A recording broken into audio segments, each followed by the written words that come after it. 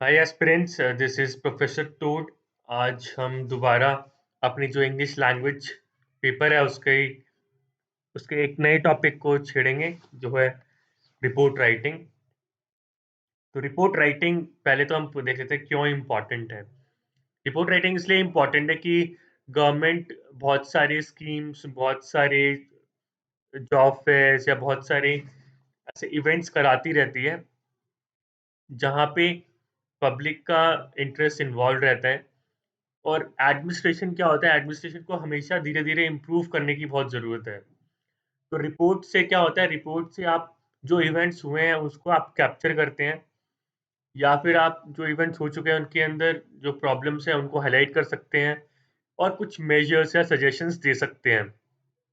जिसको एक तरह से रिपोर्ट से क्या होता है, रिपोर्ट्स को एक बैकलॉग में बना देते हैं। एक डॉक्यूमेंट्स जो हमारे एविडेंस होते हैं वो हमारे डिपार्टमेंट्स और मिनिस्ट्रीज के अंदर वो जाते हैं, और उनको जो पॉलिसी मेकर्स हैं जिनको डिसीजन लेना है ऊपर जाके, वो उनको स्टडी करते हैं। तो ग्राउंड लेवल पे उनको क्या प्रॉब्लम हो रही है, क्या हो रहा है, वो पता लगता है। हायर लेवल पे भी अगर कोई रिपोर्ट राइटिंग होती है, जैसे आप देखते होंगे बहुत बार एसआईटी बैठती है, बहुत सारे कमीशंस बैठते हैं, वो भी रिपोर्ट्स लिखते हैं। तो जब आप एडमिनिस्ट्रेशन में जाएंगे तो इसलिए आपको रिपोर्ट राइटिंग आनी बहुत ज़रूरी है। ठीक है? अब हम कुछ चीज़ें देख लेते हैं जो हमें ध्यान में रखनी है रिपोर्ट राइटिंग के टाइम पे। पहला, focus on demand of the question. ठीक है? ठीक है? For example, if it is asking solution to a problem, then focus more on solution. ठीक है? क्योंकि हमारे पास वर्ड लिमिट कम है तो हम वहाँ पे फोकस करेंगे। अगर बहुत ही उन्होंने बोल रखा है कि give measures to improve the scheme of Swachh Bharat mission in your district. ठीक है? ऐसा भी क्वेश्चन आया तो आप प्रॉब्लम्स थोड़ी हाईलाइट करके और मेनली आप सॉल्यूशंस पे और मेजर्स पे फोकस करेंगे। उसके अंदर आप डेटा इंफॉर्मेशन जो आपको डालना है डालिए, ठीक है, पर क्वेश्चन की डिमांड पे आप फुलफिल करने की कोशिश करेंगे। रिपोर्ट राइटिंग में एक और बहुत इंपॉर्टेंट चीज़ है कि आपको पास्ट टेंस में लिखनी होती है रिपोर्ट, क्योंकि जो इवेंट हो चुके होते हैं उसमें आप फोकस करेंगे।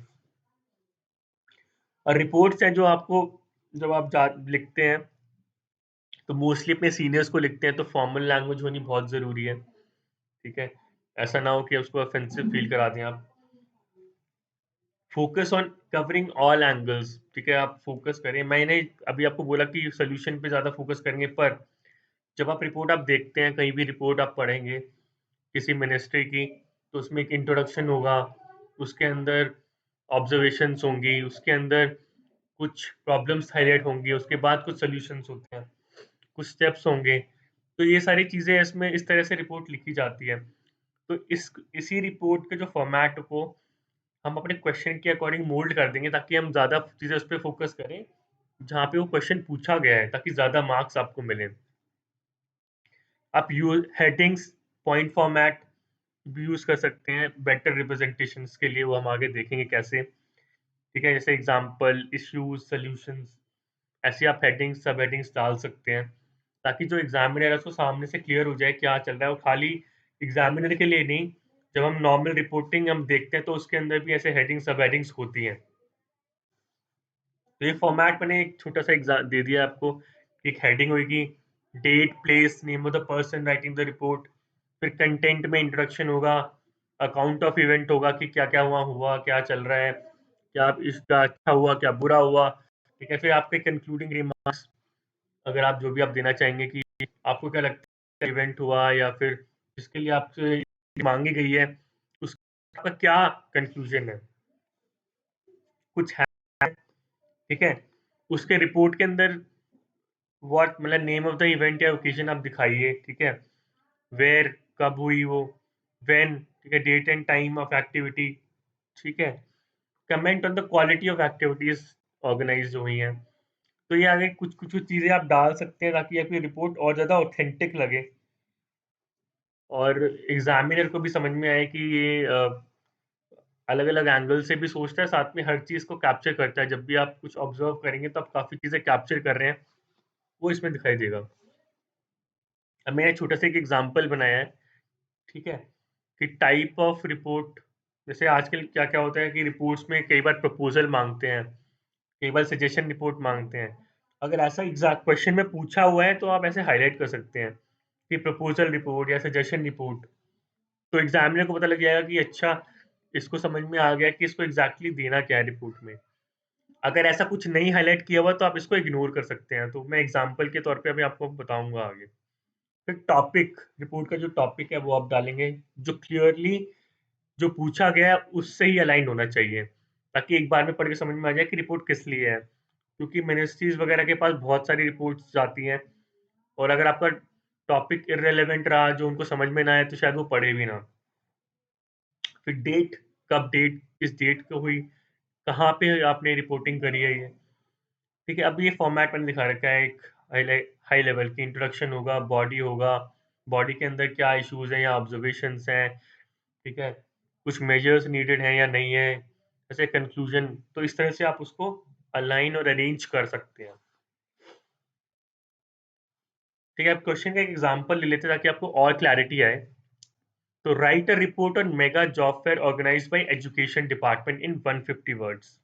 ठीक है, तो ये हमारा क्वेश्चन है। मेगा जॉब फेयर ऑर्गेनाइज कर रहा है एजुकेशन डिपार्टमेंट में, उसकी रिपोर्टिंग करनी है। तो इसमें आप देखा हो कि हमने बहुत ही क्लियरली नहीं मेंशन किया हुआ कि उनको कोई सजेशंस चाहिए, मेजर्स चाहिए, ठीक है, या कोई प्रपोजल चाहिए। नॉर्मल रिपोर्ट बनाने को बोला है कि जो एजुकेशन जॉब फेयर हुआ था उसके ऊपर।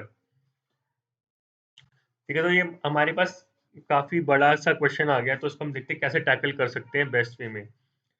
तो इसमें आप टाइटल डालेंगे मेगा जॉब फेयर। अब मैंने आपको बोला था कि सजेशंस और वो सब नहीं डालेंगे यहाँ पे, क्योंकि कोई सजेशन नहीं मांगा है ना प्रपोजल मांगा है, तो उस टाइटल को ऊपर सजेशन रिपोर्ट या प्रपोजल रिपोर्ट डालने की जरूरत नहीं है। अब आप अपना नाम डाल सकते हैं, by XYZ, date, place, Gandhinagar. ठीक है, इंट्रोडक्शन डाल सकते हैं, reporting on the job fair held by education department to highlight the events.